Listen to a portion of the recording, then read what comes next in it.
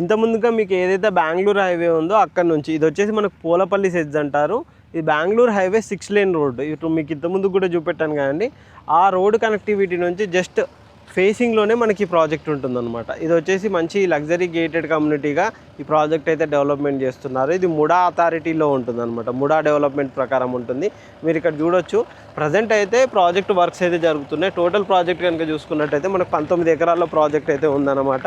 మనకు road works, మిగతా kerbing stone works, మిగతా వర్క్స్ అయితే చాలా ఫాస్ట్గానే అయితే జరుగుతున్నాయి. ఈ విధంగా మనకు ఇక్కడ వచ్చేసి 100 ఫీట్ రోడ్ అయితే ఉంటుందన్నమాట. మనకు హైవేకి కనెక్ట్ చేసుకునే ఉంటుంది. ఇది చూస్తున్నారు కానీ అది వచ్చేసి మనకు మెయిన్ ఎంట్రెన్స్. అది మొత్తం వచ్చేసి మనకు బెంగళూరు హైవే అనమాట.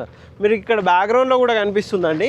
మన ప్రాజెక్ట్లో నుంచి కూడా చూసినా మీకు హైవే మొత్తం కనిపిస్తుంది. అదంతా మనకు 6 లేన్ రోడ్ పోయే రోడ్ అనమాట. ఈ రోడ్ కనెక్టివిటీలో మనకి ప్రాజెక్ట్ అయితే ఉంటుందన్నమాట.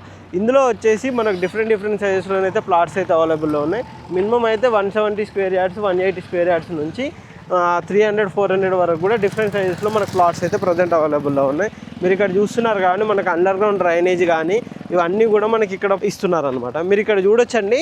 పైన కనుక చూసుకున్నట్టయితే ప్రాజెక్ట్ లేఅవుట్ కనుక చూసుకున్నట్టయితే ఈ విధంగా ఉంటుంది. ఇక్కడ మనకు ముడా అప్రూవ్డ్ వస్తుంది. బెంగళూరు హైవేకి కనెక్టివిటీ ఉండే విధంగా ఈ విధంగా మొత్తం టోటల్ లేఅవుట్ అయితే ఉందన్నమాట. ఇది కంప్లీట్గా రేరా కూడా అప్రూవ్డ్ వచ్చిన ప్రాజెక్టు. టీజీ రేరా కూడా మనకు అప్రూవ్డ్ ఇచ్చిన ప్రాజెక్ట్ అన్నమాట.